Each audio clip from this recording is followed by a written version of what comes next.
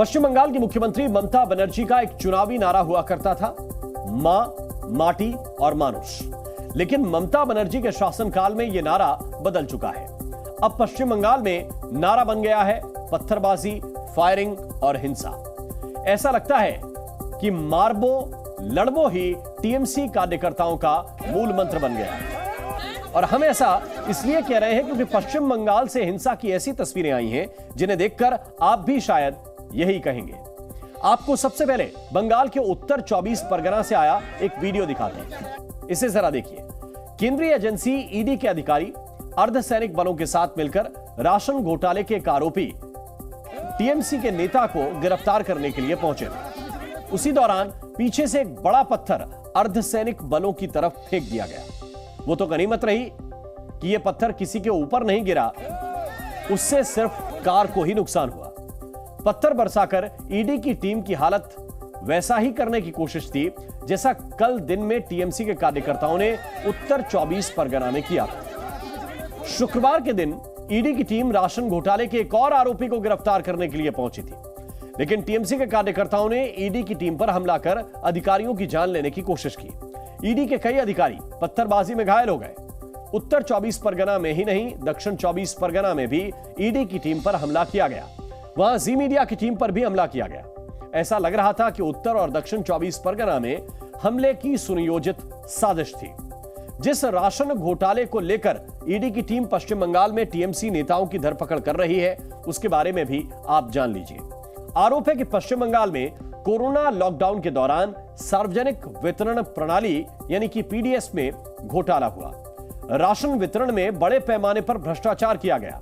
उस वक्त बंगाल के खाद्य और नागरिक आपूर्ति मंत्री ज्योति प्रिय मलिक थे। इस घोटाले की कीमत करीब 400 करोड़ रुपए आंकी गई है।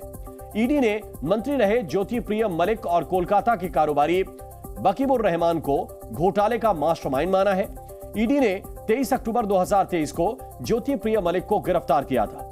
इसके बाद से ईडी उस घोटाले से जुड़े लोगों के ठिकानों पर छापेमारी लगातार कर रही है। अक्टूबर से ईडी इस मामले में एक्शन ले रही है। इसी सिलसिले में बीती रात उत्तर 24 परगना में बोनगांव नगरपालिका के पूर्व अध्यक्ष और टीएमसी नेता शंकर आद्या को गिरफ्तार करने के लिए यह टीम पहुंची थी। ईडी की टीम शंकर आद्या के ससुराल पहुंची। 17 घंटे की पूछताछ और छापेमारी के बाद शंकर आद्या को गिरफ्तार कर दिया गया। देर रात जब शंकर आद्या को लेकर ईडी की टीम घर से निकल रही थी तो उसके समर्थकों ने हंगामा करना शुरू कर दिया। अर्धसैनिक बल और ईडी की टीम से धक्का मुक्की करने लगे। इसी दौरान भीड़ में से किसी ने ईडी की टीम पर एक बड़ा सा पत्थर फेंक दिया और यह पत्थर इतना बड़ा था कि अगर किसी को लगता तो वो गंभीर रूप से चोटिल तो जरूर हो जाता। इसके बाद अर्धसैनिक बलों ने वहां लाठीचार्ज किया और टीएमसी के समर्थकों को खदेड़ दिया, वरना वहां भी टीएमसी के कार्यकर्ता ईडी के अधिकारियों और अर्धसैनिक बलों पर बड़ा हमला कर सकते थे, जैसा कल दिन में किया गया। राशन घोटाले के एक और आरोपी टीएमसी नेता शाहजहां शेख को गिरफ्तार करने ईडी की एक टीम उत्तर 24 परगना के संदेश खाली इलाके में पहुंची थी। ईडी की टीम पर टीएमसी के समर्थकों ने हमला बोल दिया। करीब 200 से 250 टीएमसी कार्यकर्ताओं ने ईडी के अधिकारियों की गाड़ियों में तोड़फोड़ कर दी। पत्थर से, लाठी से केंद्रीय एजेंसी के अधिकारियों पर हमला किया गया। उस हमले में कई ईडी अधिकारी गंभीर रूप से घायल हो गए। मतलब 2 टीएमसी नेता, दोनों को गिरफ्तार करने और छापा मारने के लिए ईडी की टीम पहुंचती है। दोनों ही जगहों पर हमले के लिए एक ही तरह की टूल किट का इस्तेमाल होता है। एक जगह आरोपी टीएमसी नेता शंकर आद्या रहा तो दूसरी जगह आरोपी टीएमसी नेता शाहजहां शेख था। दोनों ही जगहों पर पत्थरबाजी की घटनाएं हुई। आपने गाड़ियों में तोड़फोड़ और पत्थरबाजी की तस्वीर तो देखी है। जो अफसर घायल हुए हैं उनमें से कई गंभीर रूप से चोटिल हैं और उनका इलाज अस्पताल में चल रहा है। तस्वीरें देखकर अंदाजा आप लगा सकते हैं कि हिंसा पर उतारू भीड़ किस कदर हिंसक थी। किसी के सिर पर चोट है, किसी के चेहरे पर चोट आई है। अधिकारी अस्पताल में भर्ती हैं। बंगाल बीजेपी के नेता घायल अधिकारियों का हालचाल जानने के लिए अस्पताल पहुंचे। उत्तर 24 परगना में जो कुछ भी हुआ उसके पीछे सोची समझी साजिश थी। जिन आरोपियों पर कोरोना महामारी के दौरान लोगों के राशन में घोटाले का आरोप है, वो ईडी की जांच से इस कदर डरे हुए थे कि उन्होंने पहले ही ईडी और सीबीआई की टीम को यह खुलेआम धमकी दे दी थी। यह वायरल वीडियो बीजेपी के नेता अमित मालवीय ने ट्वीट किया है और उनके मुताबिक शाहजहां शेख ने यह धमकी 1 जनवरी को सार्वजनिक मंच से ईडी और सीबीआई की टीम को खुलेआम धमकी दी थी। सवाल यह है कि क्या उस धमकी को शाहजहां शेख ने हकीकत में बदल दिया? शाहजहां शेख भले ही स्थानीय स्तर का नेता हो, लेकिन उसकी ताकत कितनी है वो हमले को देखकर अंदाजा लगाया जा सकता है। शाहजहां शेख को उत्तर 24 परगना में भाई नाम से जाना जाता है। उत्तर 24 परगना के संदेश खाली की टीएमसी यूनिट का यह अध्यक्ष है। 2004 में लेफ्ट पार्टी से इसने राजनीति की शुरुआत की। 2012 में टीएमसी में शामिल हो गया। 2019 में बीजेपी और टीएमसी झड़प में आरोपी रहा। राशन घोटाले के मास्टरमाइंड ज्योति प्रिय मलिक का करीबी माना जाता है शाहजहां शेख। ईडी को शक है कि घोटाले में शाहजहां शेख की बड़ी भूमिका है और इसीलिए उसे गिरफ्तार करने के लिए टीम पहुंची थी। कल ईडी की टीम पर टीएमसी कार्यकर्ताओं के हमले का फायदा उठाकर शाहजहां शेख भाग निकला। यहां तक कि उसका पूरा परिवार घर में ताला लगाकर फरार हो गया। ईडी की लिस्ट में जो घोटाले का आरोपी है वो पश्चिम बंगाल पुलिस की नाक के नीचे से फरार हो गया और पुलिस कुछ भी नहीं कर पाई। शुक्रवार ईडी ऑफिशियल्स और सीआरपीएफ के ऊपर हमले के लिए राज्य पुलिस के तरफ से 3 एफआईआर किया गया है, जिसमें से पहला एफआईआर सुओ मोटो किया गया है, जहां पे ईडी ऑफिशियल्स और जर्नलिस्टों को असॉल्ट करने के लिए एक स्पेसिफिक केस रजिस्टर किया गया है। सेकेंड जो एफआईआर किया गया है उसमें स्टेट पुलिस की तरफ से जो बोला जा रहा है, ईडी ऑफिशियल्स ने एक रिटन कंप्लेन दिया है, उसके बेसिस पे शेख शाहजहां और उसके एसोसिएट्स के अगेंस्ट में ये एफआईआर लॉन्च किया गया है। लेकिन थर्ड जो एफआईआर है वो सबसे इंटरेस्टिंग है, क्योंकि शाहजहां का जो फैमिली मेंबर्स है और उनका जो केयर टेकर है, उन्होंने एक रिटन कंप्लेन दिया है लोकल पुलिस को, जिसके बेसिस पे ईडी ऑफिशियल्स के अगेंस्ट में ही और सीआरपीएफ के अगेंस्ट में ही एफआईआर स्टार्ट किया है स्टेट पुलिस ने।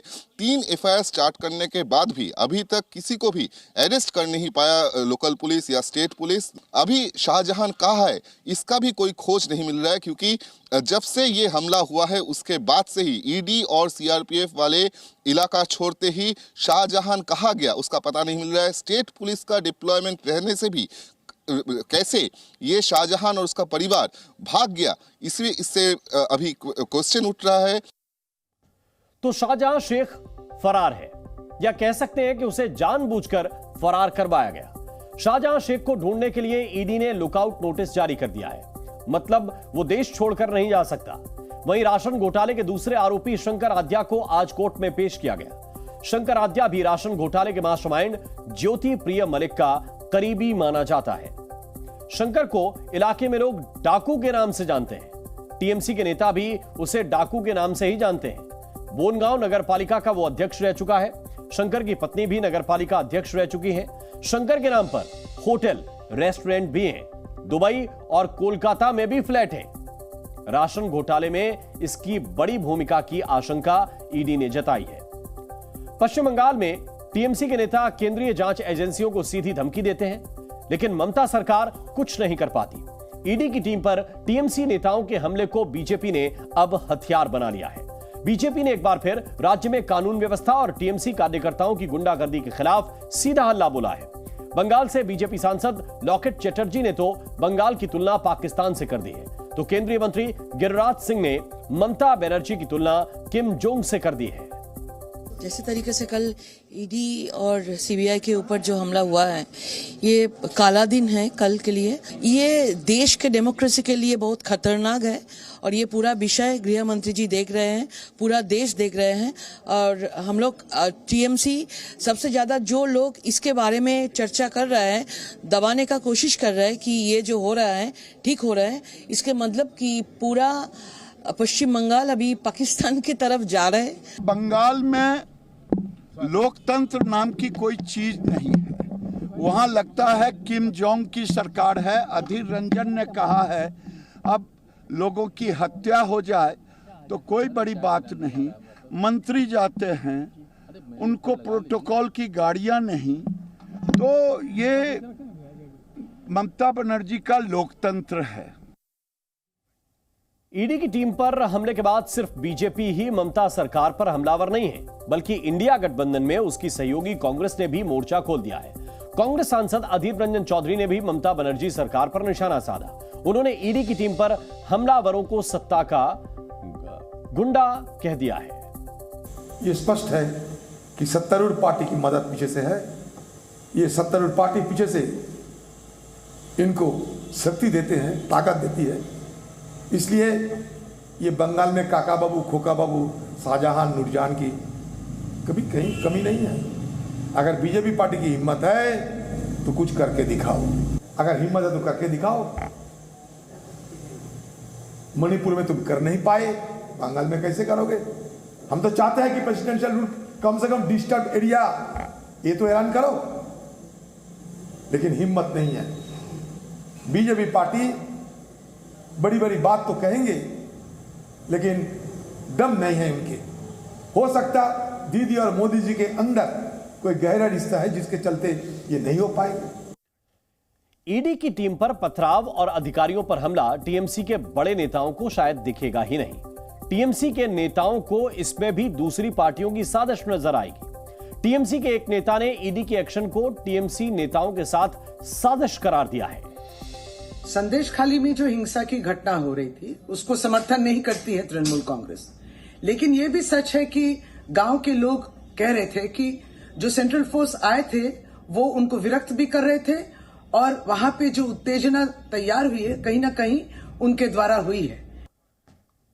टीएमसी नेता भले ही ईडी की जांच को साजिश बता रहे हों, लेकिन टीएमसी के नेता और ममता सरकार में मंत्री नेताओं की अच्छी खासी लिस्ट है जिन पर भ्रष्टाचार के दाग हैं और वो या तो जेल में बंद हैं या फिर वो जमानत पर जेल से बाहर हैं।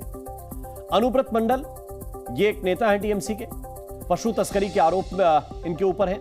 ज्योति प्रिय मलिक जो ममता सरकार में राज्य मंत्री हैं, इन पर राशन घोटाले का आरोप है। अभिषेक बनर्जी टीएमसी के महासचिव हैं, ममता बनर्जी के भतीजे हैं, इन पर शिक्षक भर्ती घोटाले का आरोप है। पार्थ चैटर्जी ममता सरकार में मंत्री हैं, शिक्षक भर्ती घोटाले का इनके ऊपर आरोप है, ये ममता सरकार में मंत्री रहे। कुंतल घोष पूर्व टीएमसी नेता, इन पर शिक्षक भर्ती घोटाले का आरोप है।